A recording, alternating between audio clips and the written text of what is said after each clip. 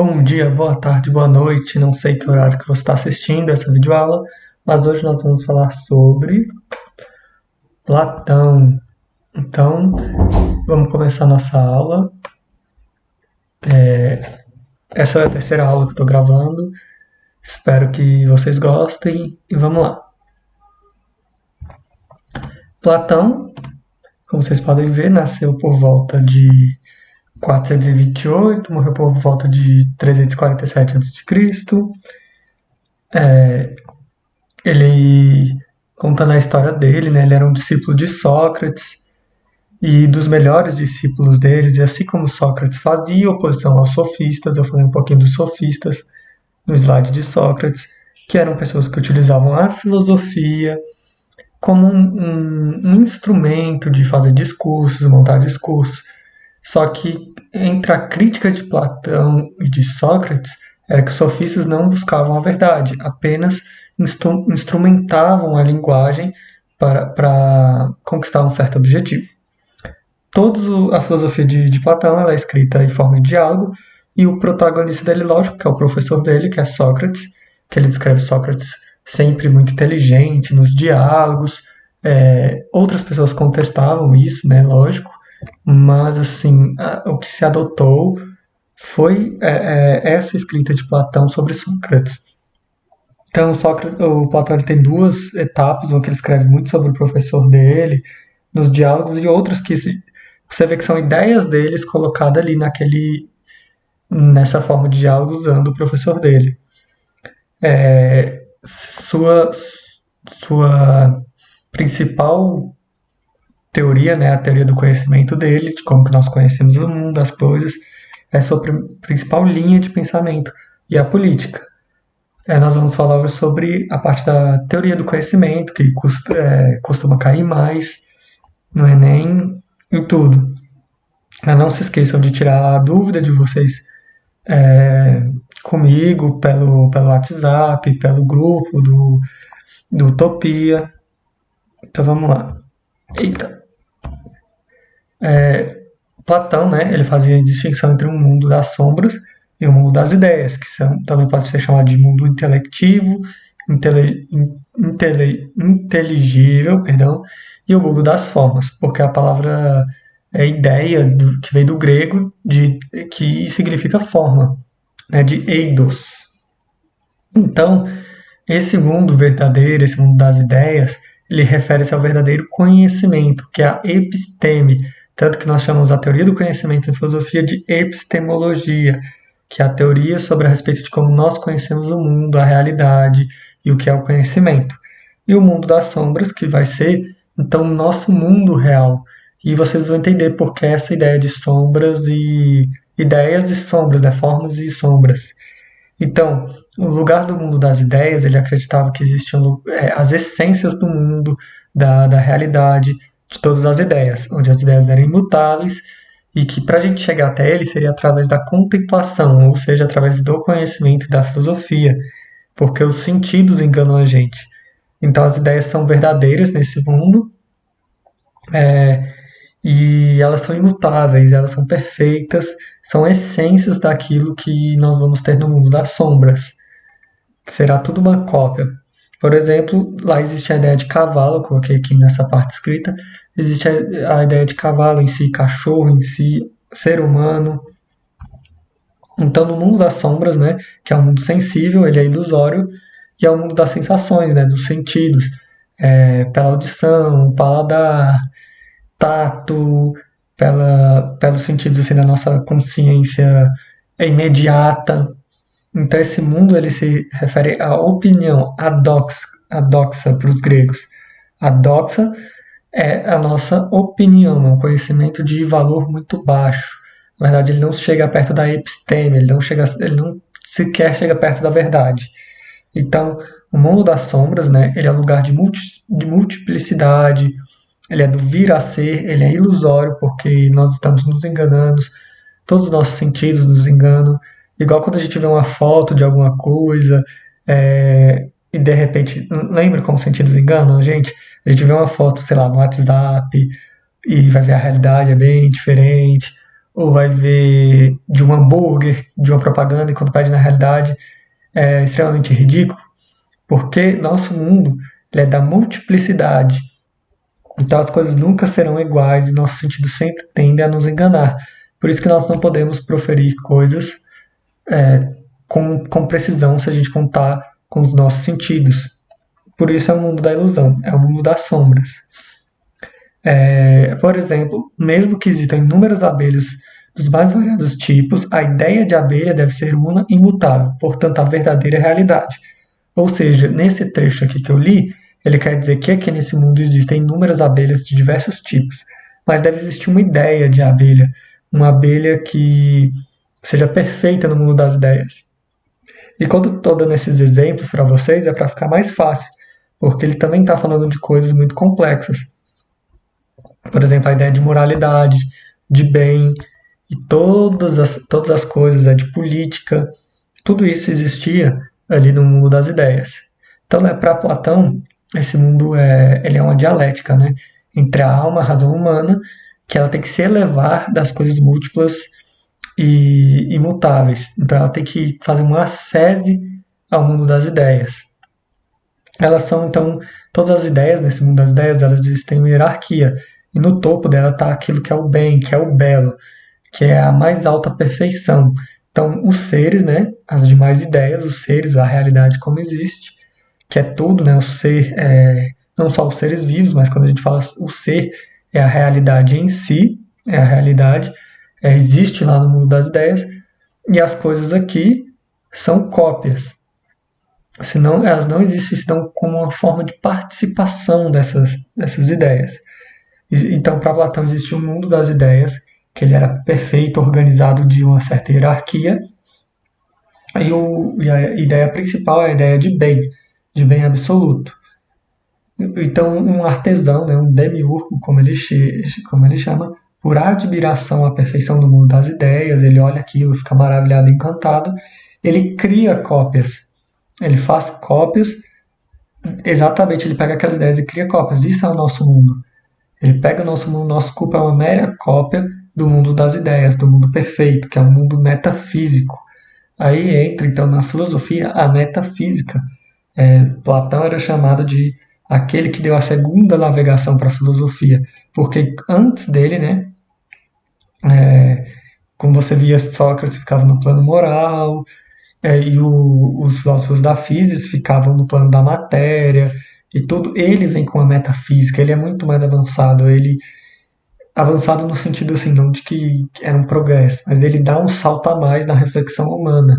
Ele começa a buscar o fundamento da realidade através de coisas que não sejam necessariamente a natureza. Começa a refletir sobre coisas exteriores que são estruturas fundamentais da realidade.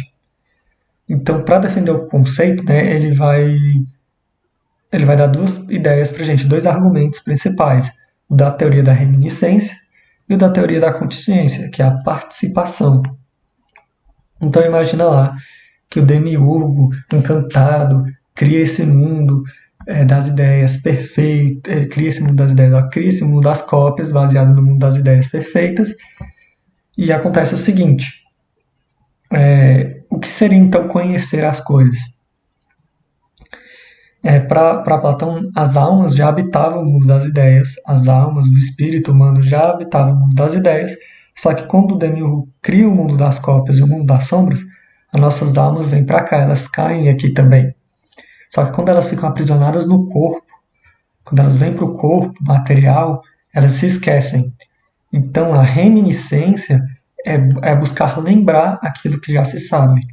Porque então, através da episteme, da reflexão da filosofia, da matemática e tudo, o que nós fazemos é relembrar coisas do mundo das ideias. Então, quando a gente busca o conhecimento, nós estamos buscando algo que já existe, então, na nossa alma, porque para Platão as ideias, a verdade, o conhecimento, ele já existe dentro da gente. Ele é inato, é um conhecimento inato. Então, vamos ler aqui, ó. A ideia em si não depende da experiência para existir, na alma ou na razão humana, pois as ideias em si são recordações de outras vidas, e por isso são chamadas de ideias inatas. Ou seja, temos a ideia de verdade, a ideia de bondade, igualdade, de cidade perfeita, política perfeita. A gente tem essa ideia de coisas perfeitas que nós buscamos na realidade e não alcançamos. Porque essas ideias para eles vêm de vidas passadas, quando a alma habitava ainda o mundo perfeito, o mundo das ideias, o mundo metafísico. Então ele fala assim, o espírito já teria contemplado esse mundo, mas se esquece quando a alma cai no corpo, ela se degrada. Então o corpo para ele é o túmulo. Ele dizia que o corpo é a prisão da alma, ele falava exatamente isso. Então, os nossos sentidos, a nossa razão, ela vem para despertar essas lembranças. Essa é a teoria da reminiscência. Então, vamos lá. E o que é a teoria da contingência? Para existir alguma coisa nesse mundo, necessariamente ele existe no mundo das ideias. Porque contingência é aquilo que é o devir, é aquilo que com o tempo se deteriora, é aquilo que apresenta multiplicidade, ou seja, diferenças, diversidade. E o grande problema da filosofia era encontrar aquilo que era uno, que era imutável, perfeito, porque eles viam que a realidade inteira é uma grande contingência, que ela se desfaz, que ela deteriora. Então eles buscavam isso na filosofia.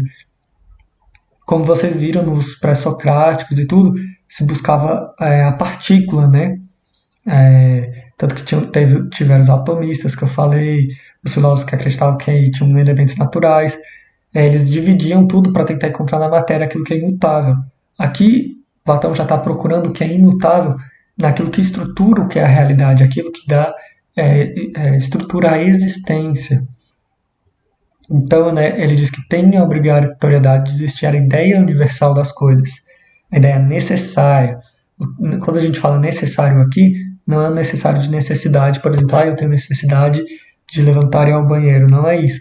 Necessidade, a palavra necessidade, necessária em filosofia, é aquilo que é fundamental, é aquilo que dá uma base para alguma coisa subsistir, para existir. Então era aquilo que era necessário e estático, que explica, né, o nascer e o perecer das coisas sensíveis e contingentes, ou contingentes, que são as cópias particulares possíveis e dinâmicas. Ou seja, no mundo das ideias existe a ideia aqui, né, tá dizendo que a ideia aqui, ó, de homem, né, mas é o ser humano. Então, no mundo das sombras, que é o nosso mundo, existem vários, né? Existem baixos, gordos, magros, elegantes, não elegantes, com defeitos, sem defeitos, e várias coisas. Então, existiria uma ideia perfeita de lar, de casa, e aqui a gente tem a multiplicidade de casas. Isso aqui é só um exemplo para ilustrar, mas também nós falaríamos aqui sobre a questão moral. Existe a ideia perfeita de agir moralmente, de ter a política correta, de fazer todas as nossas coisas de uma ética. Então a ideia perfeita é sobre tudo. Por isso que o bem para ele é o máximo, é o ápice das ideias, de todas as coisas, da forma de todas as coisas. Então a ignorância, assim como o Sócrates dizia, né, que é o professor de Platão, a ignorância é que te leva a praticar o mal, porque se você conhece o bem e você tem a ideia do bem, que você busca ele através da razão, você não tem como agir de maneira ruim, você não tem como agir de maneira má. Então, vamos para a alegoria da caverna, ou o mito da caverna.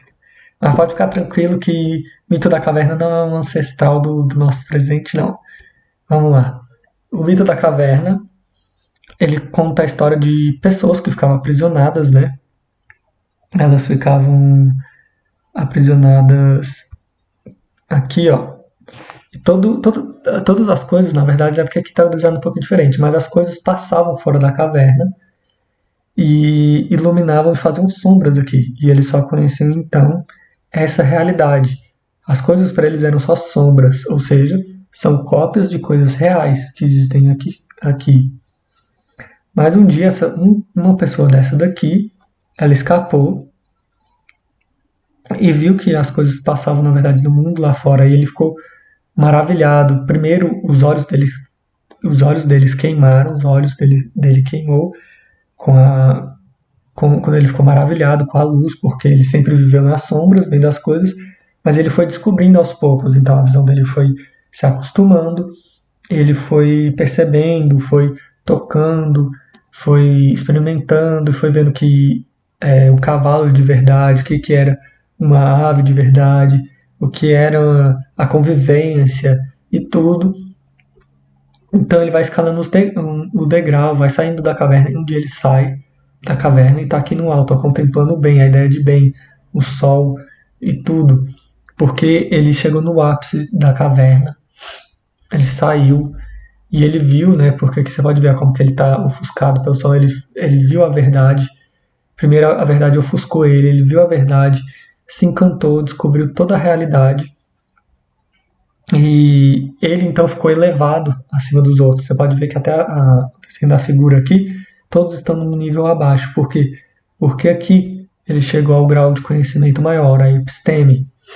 Só que a história conta o seguinte: ele, por ter descoberto a ideia do bem e todas as coisas, ele se sentiu na obrigação de voltar e libertar os outros da ignorância.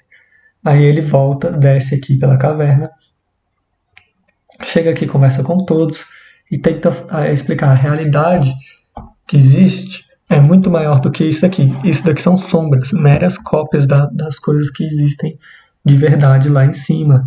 Se vocês forem comigo, eu posso te mostrar e libertar vocês, mostrar a realidade.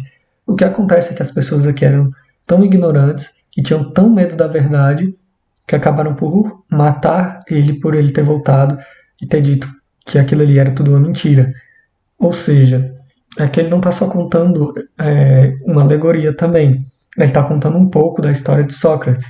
Porque Sócrates foi um cara que foi condenado à morte por ter provocado reflexões na Grécia Antiga, por ter feito todo aquele movimento ali de reflexão, de expor que a ignorância das pessoas em relação aos assuntos. Então, não só essa ideia aqui, mas assim, é uma história também que ele está contando que existe um preço a se pagar por isso, entendeu? Mas a pessoa que chega aqui, ela tem a obrigação moral de chegar e tentar libertar os outros da ignorância. Então a ideia é essa: o mundo das ideias, o mundo das sombras, é uma mera cópia, a ignorância, e o mundo das sombras, né, é uma mera cópia, a mera ignorância, e o mundo das ideias, ele é a ascensão, ele é a busca pela episteme. Você chega aqui através da reminiscência, de você ir recordando o que você na verdade já sabe. Então, é isso aí. Eu vou deixar os slides para vocês. E espero que vocês tenham gostado da aula, apesar de alguns errozinhos, né? É muito difícil dar aula assim, espero que vocês entendam. Seria muito melhor se fosse na sala de aula. Mas vamos lá. Até a próxima.